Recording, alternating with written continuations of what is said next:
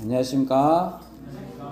예, 우리 좌우 앞뒤 옆 사람과 이렇게 인사하면 좋겠습니다. 예수님이 우리의 승리 되십니다. 아멘. 믿으시죠? 아멘. 현대교회의 많은 성도들은 복음 전파에 있어서 조금은 소극적인 것 같습니다. 해도 되고 안 해도 되는 말씀으로, 그런 명령으로 여깁니다. 그런데 사도 바울은 달랐습니다. 로마서 1장 10절에 보면 어떻게 하든지 이제 하나님의 뜻 안에서 너희에게로 나아갈 좋은 길을 얻기를 구하노라 라고 했습니다. 어떻게 하든지 간절함이 묻어나죠.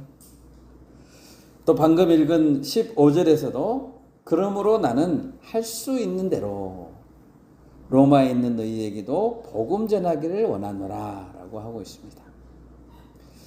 왜 사도 바울은 복음 전파를 쉬지 않고 있고 더 나아가서 로마에서도 복음 전하기를 간절히 원하고 있을까요? 오늘 사도 바울은 자신이 빚진 자라고 말하고 있습니다. 또한 복음을 자랑할 만한, 다시 말해서 선교에 헌신할 만한 충분한 이유가 있다고 말하고 있습니다. 만약 사도 바울이 그런 고백을 하고 있고 그 고백이 우리 모두에게 동일하게 적용되어야 하는 사실이라면 우리는 바울의 이 고백을 진지하게 생각해 봐야 합니다. 오늘 설교의 제목은 복음을 자랑하는 이유입니다. 여러분 복음을 자랑하고 있습니까? 네, 아멘. 왜 우리는 복음을 자랑해야 할까요? 첫째로 복음은 사도 바울에게 자신이 빚진 자라는 것을 깨닫게 해주었습니다.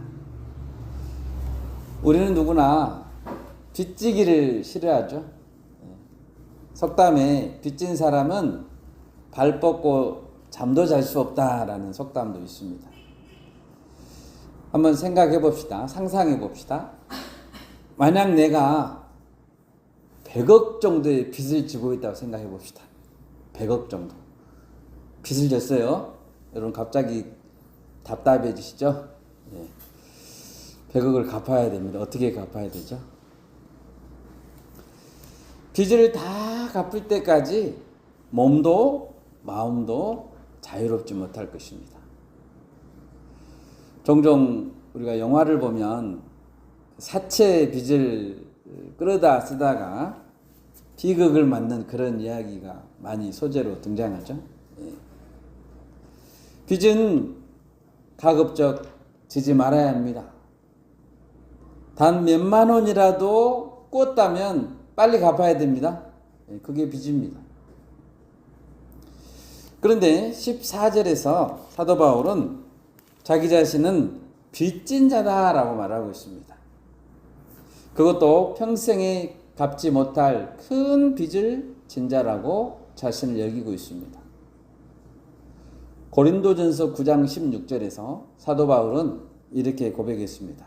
내가 복음을 전할지라도 자랑할 것이 없음은 내가 부득불 할 일입니다. 만일 복음을 전하지 아니하면 내게 화가 있을 것이로다 라고 했습니다. 빚진 자라는 거죠. 자기는. 그렇다면 바울은 누구에게 빚을 졌습니까? 오늘 보면 헬라인이나 야만인이나 지혜 있는 자나 어리석은 자에게 다 빚을 졌다고 합니다. 그러면 사도 바울이 헬라인, 야만인에게 돈을 꿨을까요? 그에게 돈을 꿨습니까? 그렇지 않습니다. 우리가 아는 대로 바울은 그 집안이 가난하지 않았습니다. 또 바울은 전도여행할 때 텐트 메이킹을 하면서 남들에게 폐해를 조금이라도 끼치지 않기 위해서 애썼습니다. 빚을 지지 않았습니다. 금전적으로. 그러면 왜 그들에게 바울은 빚을 졌다고 합니까? 사실 바울은 예수님께 큰 빚을 졌습니다. 바울이 예수님께 진 빚, 죄 용서의 빚은 도저히 갚을 수 없는 빚입니다. 디모데전서 1장 13, 14절에 보면 바울은 자신이 전에 어떤 자였는가 고백합니다.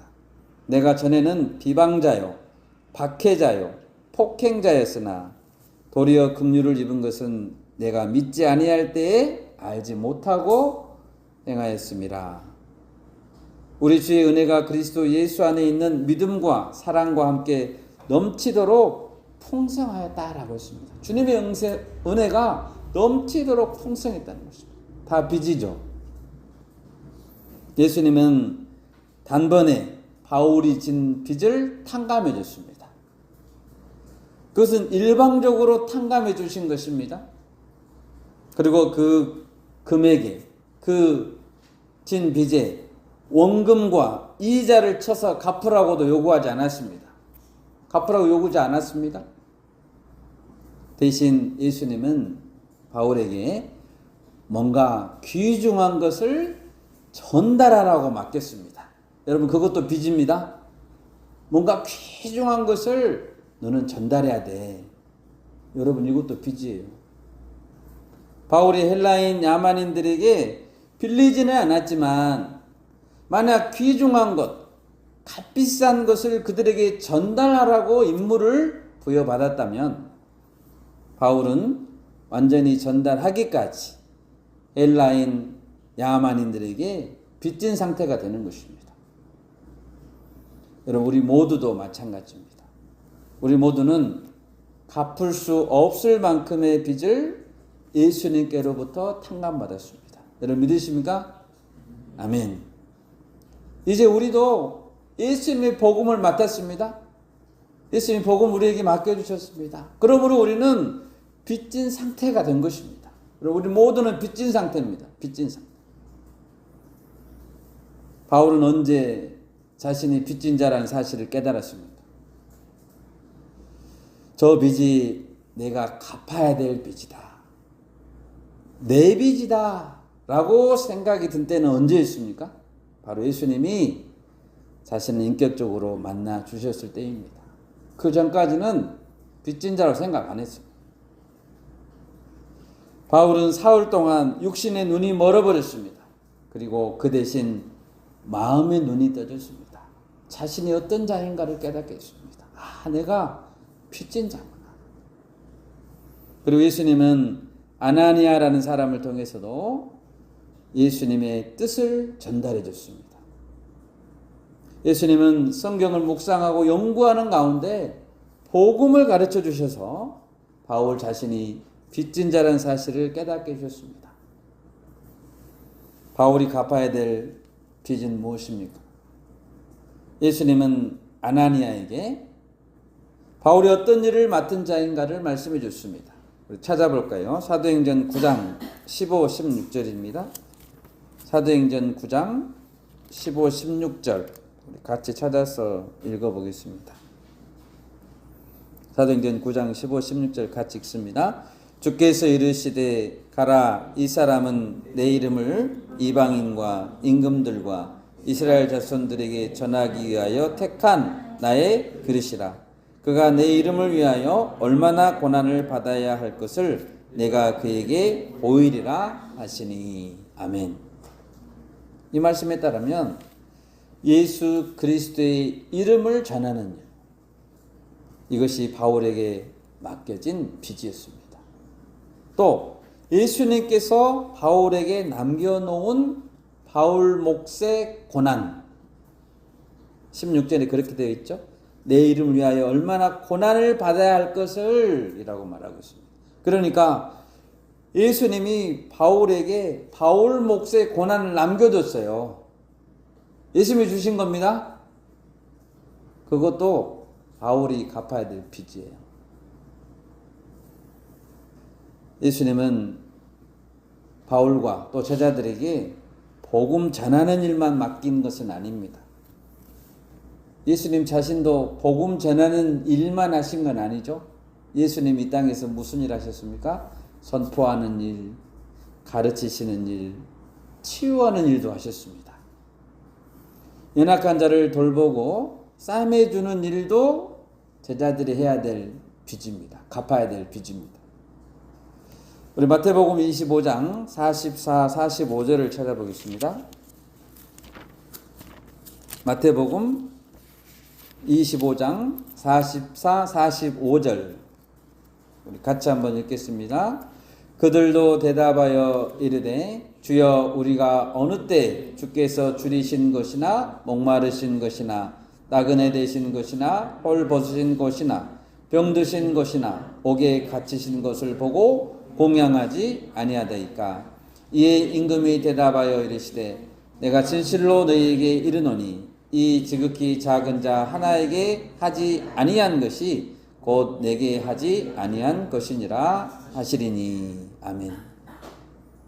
작은 자 한 명을 돌보는 일, 그것도 우리가 갚아야 될 빚입니다. 우리 모두 주님이 주신 복음 전도의 빚, 그리고 사랑의 빚을 갚을 수 있기를 바랍니다. 아멘. 만약 빚을 갚지 않으면 어떻게 될까요? 빚을 갚지 않으면 방금 본 마태복음 25장 46절에 보면 그들은 영벌에 의인들은 영생에 들어가리라 라고 했습니다. 빚을 갚지 않으면 어떻게 된다고요? 영벌에 처해진다고요. 물론 우리는 처벌받는 것이 무서워서 사랑을 실천하는 것은 아닙니다. 그렇지만 사랑의 빚을 갚지 않는 자는 영벌에 들어갈 것입니다. 여기서 우리가 한 가지 더 기억해야 될 것이 있습니다. 우리가 갚아야 될 빚을 생각할 때 억지로 갚지 말고 기쁨으로 갚아야 된다는 사실입니다. 억지로 빚을 갚으려고 하지 말고 기쁨으로 갚아야 됩니다. 왜냐하면 빚을 갚는 것은 복 받는 길이기 때문입니다. 우리가 은행에 빚을 진 것을 다 갚았다고 했을 때 은행이 우리에게 큰 상을 줍니까? 그러지 않습니다. 그런데 우리가 마땅히 감당해야 될 사랑의 빚을 갚을 때 예수님은 우리에게 상을 주십니다. 빚을 갚았는데 상을 주신다고요. 가난한 자, 병든 자, 나그네를 돌보는 것은 우리에게 주신 빚이지만 그들을 돌볼 때 하나님은 상으로 갚아주십니다.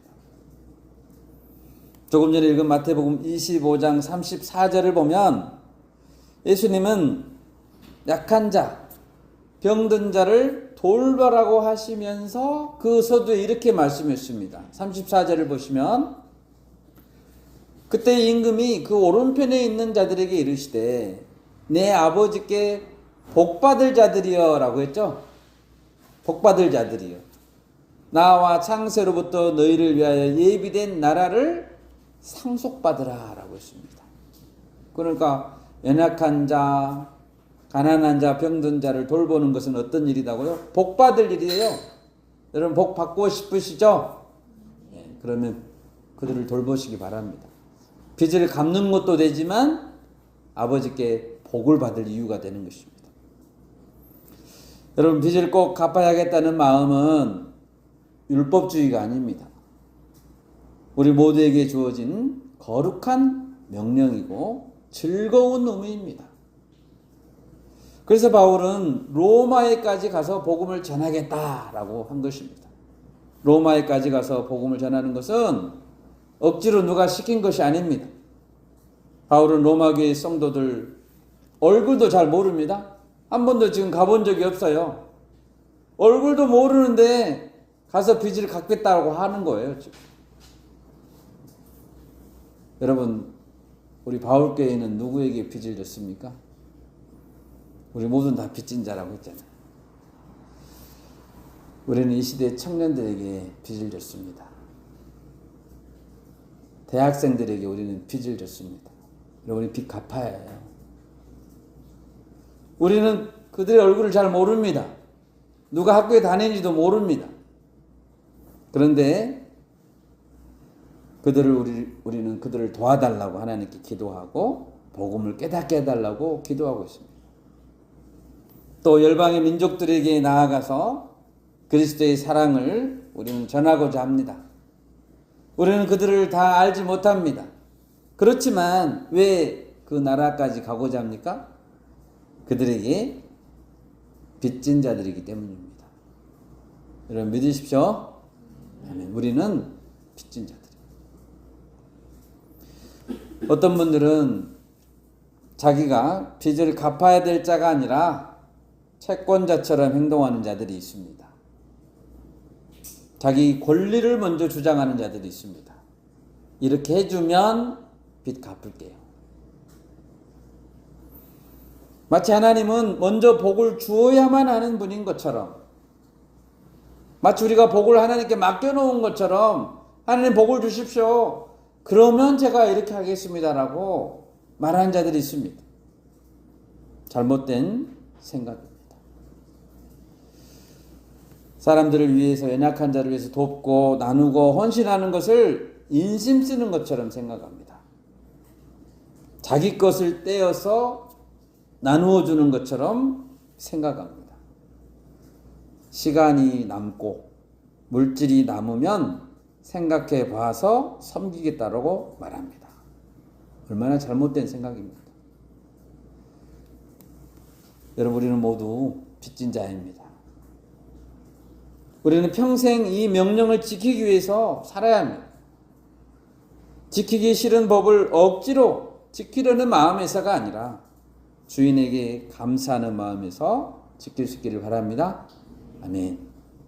두 번째로, 우리는 왜 복음을 자랑해야 합니까?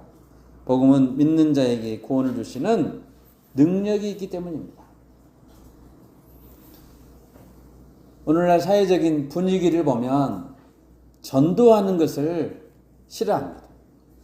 남에게 종교를 강요한다고 생각합니다. 실제로 전도지를 나누다 보면 얼굴을 찌푸리는 자들도 있고 욕을 하는 자들도 있고 쳐다보지도 않고 무시하는 자들도 많이 있습니다. 그래서 전도하는 자들도 거절당할까봐, 내가 거절당할까봐, 무시당할까봐 두려워하면서 다가가기를 꺼려합니다. 심지어 사랑하는 친구들에게, 가족들에게, 친척들에게도 복음을 전하다가 관계가 어색해지거나 틀어질까봐 복음을 못 전합니다. 아예 예수님에 대해 이야기를 꺼내지도 않습니다. 관계가 틀어질까봐. 그런데 사도 바울은 왜 복음을 자랑하고 있습니까? 왜 떳떳하게, 왜 담대하게 복음을 전합니까?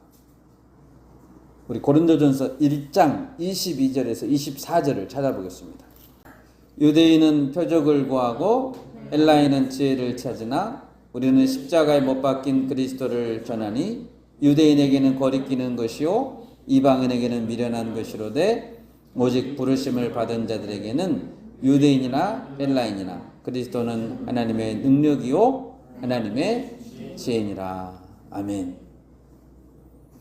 예수님의 복음이 하나님의 능력이요 하나님의 지혜이기 때문에 바울은 자랑스럽게 전합니다. 초창기의 기독교는 많은 오해를 받았습니다. 유대인들에게는 신성 모독자들이다 라는 비난을 받았죠. 또 예수님께서 성찬식 때 이런 말씀하셨습니다. 내 살을 먹고 내 피를 마셔라 라고 하니까 그리스도인들은 식인종들이라고 오해를 받았습니다. 바울 당시에 많은 사람들이 그래서 예수 그리스도의 복음을 부끄러워했습니다. 그러나 바울은 복음을 부끄러워하지 않기로 했습니다. 부끄러워할 필요가 없었고 오히려 기쁘게 자랑했습니다. 그에게는 분명한 간증이 있었기 때문입니다. 그 자신에게. 과거 바울은 복음을 핍박했습니다. 그리스도인들을 잡아다가 죽였습니다. 그런데 이제 복음의 비밀을 깨달았고 복음은 목숨을 걸 만한 가치가 있는 것이다 라는 것을 깨달았기 때문입니다. 그래서 할 수 있는 대로 로마에까지 가고자 했습니다. 바울이 깨달은 것은 무엇이었을까요? 먼저 복음 안에 있는 구원의 능력을 깨달았습니다. 복음 안에는 구원이 있다는 것이죠. 만약 우리가 사랑하는 사람들에게 딱 한 가지 좋은 것을 줄 수 있다면 여러분은 무엇을 주겠습니까? 정말 사랑하는 자에게 딱 한 가지 줄 수 있다. 뭘 주시겠습니까? 내 마음을 다 드리겠습니까? 아니면 내가 가진 전 재산을 다 드리겠습니까? 우리는 사랑하는 사람이 있다면 복음을 줘야 됩니다. 예수님의 사랑, 예수님의 능력을 알려줘야 됩니다. 구원은 오직 복음 안에 있습니다. 다른 곳에는 구원이 없습니다. 아멘. 그러니까 예수님 줘야죠. 요한복음 14장 6절입니다. 예수님께서 이르셨습니다. 내가 곧 길이요 진리요 생명이니 나로 말미암지 않고는 아버지께로 올 자가 없느니라. 그러니까 예수님 전해줘야죠. 복음 이외에 어떤 것도 구원의 길을 바르게 알려주거나 구원을 줄 수 없습니다. 선한 행위, 종교적인 의식, 타 종교 그 모든 곳에서도 구원을 찾을 수는 없습니다. 여러분, 구원이란 무엇입니까? 구원이라는 것은 무엇입니까? 예수님은 한 가지 비유해서 이렇게 말씀하셨습니다. 마태복음 15장에 보면 부자가 천국에 들어가기 어렵다는 그런 비유를 하셨죠. 예. 낙타가 바늘기로 어떻게 들어갈 수 있겠느냐 그 비유하시면서 그 대목에서 천국에 들어가는 것이 구원이다 라고 설명했습니다. 예수님의 설명입니다. 구원은 하나님 나라에 들어가는 것입니다. 또 구원이란 어떻게 설명될 수 있습니까? 우리 다 같이 로마서 5장 8절에서 10절을 찾아보겠습니다. 우리가 아직 죄인 되었을 때에 그리스도께서 우리를 위하여 죽으심으로 하나님께서 우리에 대한 자기의 사랑을 확증하셨느니라. 그러면 이제 우리가 그의 피로 말미암아 의롭다 하심을 받았으니 더욱 그로 말미암아 진노하심에서 구원을 받을 것이니 곧 우리가 원수 되었을 때에 그의 아들의 죽으심으로 말미암아 하나님과 화목하게 되었은즉 화목하게 된 자로서는 더욱 그의 살아나심으로 말미암아 구원을 받을 것이니라. 아멘. 우리는 그리스도의 대속의 죽음이 없었다면 그리스도의 대속의 죽음이 없었다면 하나님의 진노하심에서 구원을 받을 수 없습니다. 하나님과의 원수 관계에서 개선되어 화목하게 될 여지가 없습니다. 예수님의 대속의 죽음이 없었다면. 그러므로 하나님의 진노에서 벗어나는 것, 죄인이 되었다가 의인으로 인정받는 것, 하나님과 원수가 되었다가 화목하게 되는 것, 이것이 다 구원에 대한 정의입니다. 아까 천국에 들어가는 것도 구원이고 하나님이 진노에서 벗어나는 것, 죄인이 의인되는 것, 원수가 화목되는 것, 다 구원입니다. 많은 사람들은 자신들이 구원을 받지 않아도 된다고 생각합니다. 나한테는 구원이 필요 없다라고 생각합니다. 오산입니다.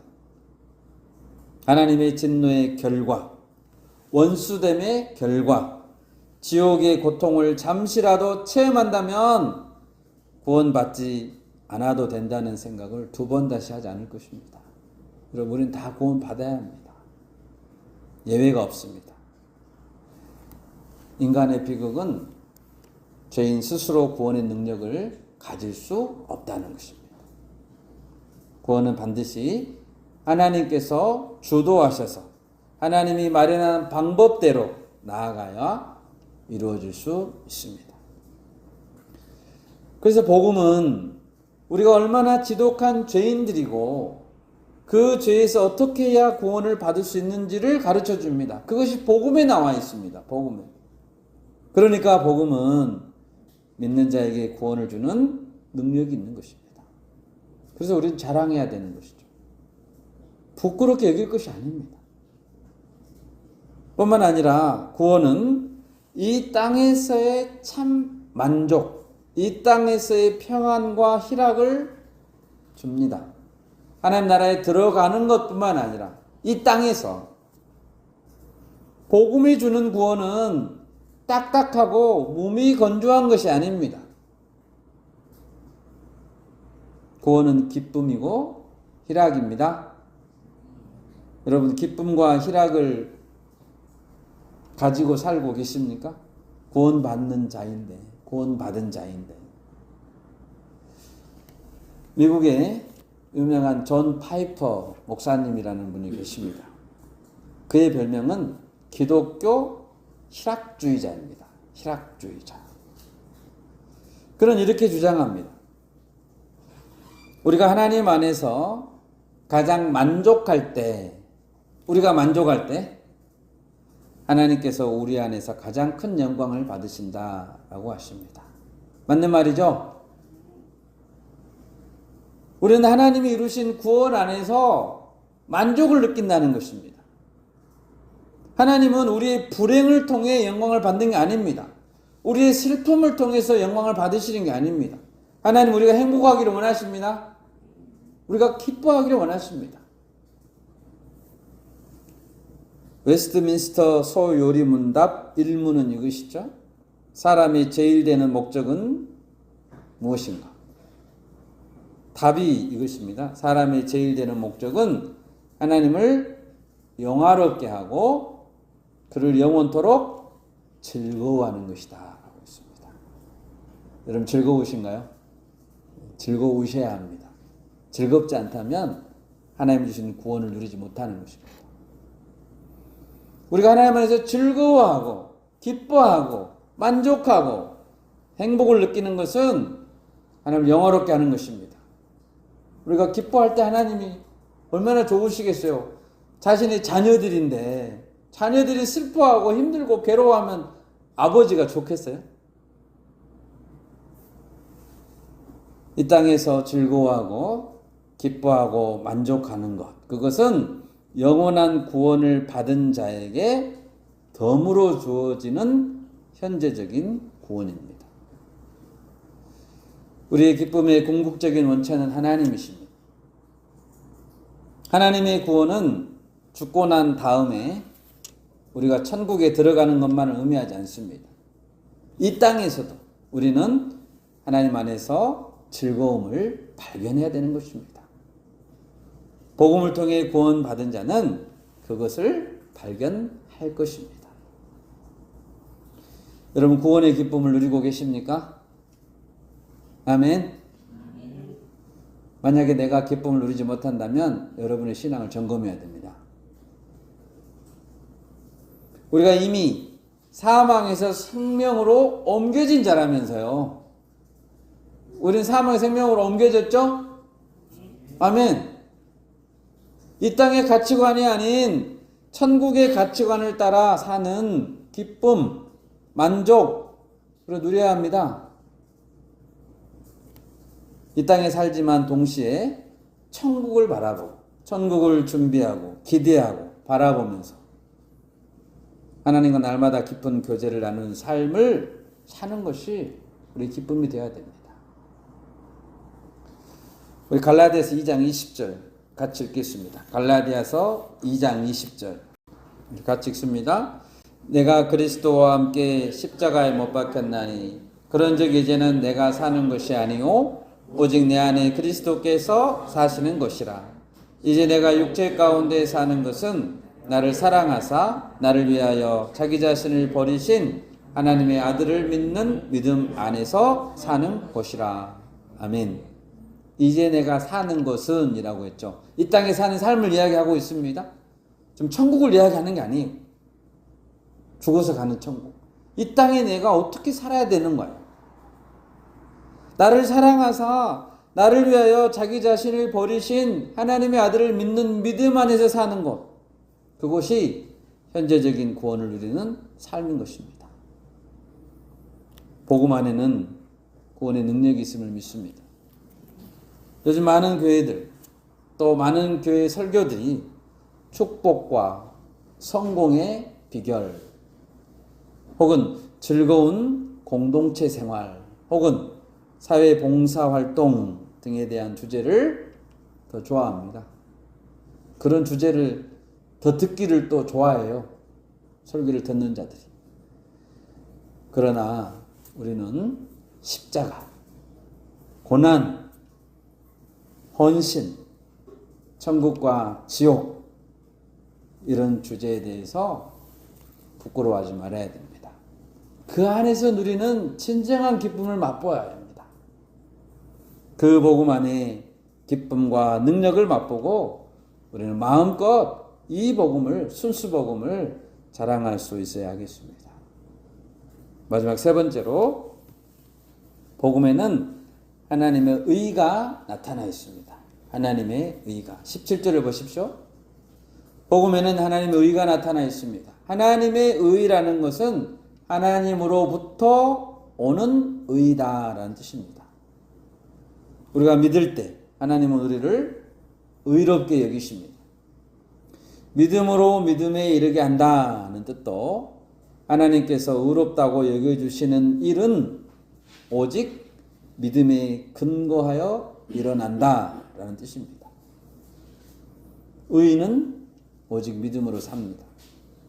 하나님과의 올바른 관계를 회복하는 길은 오직 믿음으로만 가능합니다. 여러분, 하나님은 의로우신 분이십니다. 하나님은 어떤 면에서 선하시고 의로우신가요? 창세기 15장 5절 6절을 찾아보겠습니다. 그를 이끌고 밖으로 나가 이르시되 하늘을 우러러 무뼈를 셀 수 있나 보라. 또 그에게 이르시되 네 자손이 이와 같으리라. 아브라함이 여호와를 믿으니 여호와께서 이를 그의 의로 여기시고. 아멘. 하나님은 왜 아브라함을 의롭다고 여겼습니까? 여호와 하나님을 믿었기 때문이에요. 여호와를 믿으니 라고 되어 있죠. 6절에. 하나님의 의로우심은 우리의 행위, 우리에게 행위를 요구하지 않고 믿음을 요구하시는 데 있습니다. 만약 하나님께서 행위를 요구하신다면 하나님의 기준에, 의로움의 기준에 합당하게 살 자가 있을까요? 없습니다. 하나님께서 행위를 요구하신다면 우리 중에 어떤 자도 하나님의 요구에 도달할 자가 없습니다. 믿음으로 우리를 의롭다 여기시는 하나님이 그래서 의로우신 것입니다. 빌립보서 3장 8, 9절도 찾아보겠습니다. 빌립보서 3장 8, 9절 같이 읽습니다. 또한 모든 것을 해로 여김은 내 주 그리스도 예수를 아는 지식이 가장 고상하기 때문이라. 내가 그를 위하여 모든 것을 잃어버리고 배설물로 여김은 그리스도를 얻고 그 안에서 발견되려 함이니 내가 가진 의는 율법에서 난 것이 아니요 오직 그리스도를 믿음으로 말미암은 것이니 곧 믿음으로 하나님께로부터 난 의라. 아멘. 하나님은 자기 아들의 십자가 사건을 통해서 완전한 의를 이루셨습니다. 그리고 우리에게는 믿음만을 요구했습니다.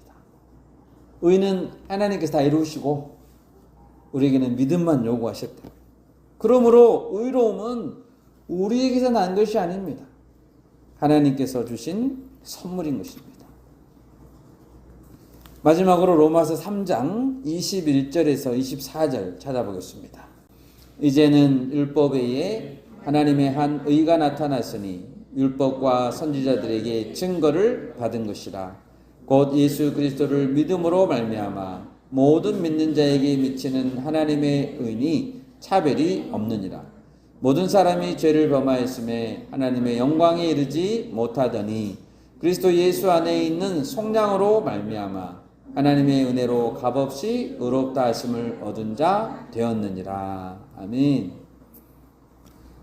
원래 인간 모두는 죄를 범한 죄인이어서 하나님의 영광을 이루지 못합니다. 그런데 우리는 값없이 의롭다 하심을 얻은 자가 되었습니다. 값없이 의롭다 하심을 얻은 자가 됐다는 거예요. 그것은 그리스도 예수 안에 있는 속량으로 말미암아 일어난 일입니다. 하나님이 주시는 은혜는 모든 믿는 자에게 차별이 없다고 했습니다. 믿기만 하면 차별이 없습니다. 믿기만 하면 되기 때문에 남녀노소 누구나 헬라인뿐 아니라 야만인들도 어리석은 자도 믿기만 하면 가능합니다. 얼마나 차별이 없습니까? 유대인들도 아브라함의 혈통적 후손들도 복음을 믿음으로 구원을 받아야 합니다. 차별이 없습니다. 이 지구상의 어떤 민족도 복음으로 구원을 받아야 합니다. 그러므로 우리가 복음을 자랑해야 하는 것입니다. 말씀을 맺겠습니다. 여러분, 우리 모두는 복음에 빚진 자입니다. 아무리 위험해도 사도 바울만큼 위험했겠습니까? 자신이 아직 빚진 자라는 강한 정체성이 내게 없다면 나는 아직 복음을 알지 못하는 자예요. 자문해 봅시다. 나는 복음을 자랑하고 있는가? 복음을 듣지 못해 죽어가는 사람들이 있고 그 복음에 하나님의 구원의 능력이 나타나 있다면 우리는 마땅히 자랑해요. 우리 하나님의 도우심을 믿고 믿음으로 복음을 전해야 합니다. 히브리서 11장 6절에 이런 말씀이 있습니다. 믿음이 없이는 하나님을 기쁘시게 하지 못하나니 하나님께 나아가는 자는 반드시 그가 계신 것과 또한 그가 자기를 찾는 자들에게 상 주시는 이심을 믿어야 할지니라. 하나님 믿으시기 바랍니다. 아멘. 남은 한 주간도 믿음으로 승리할 수 있기를 바랍니다. 제가 기도하겠습니다.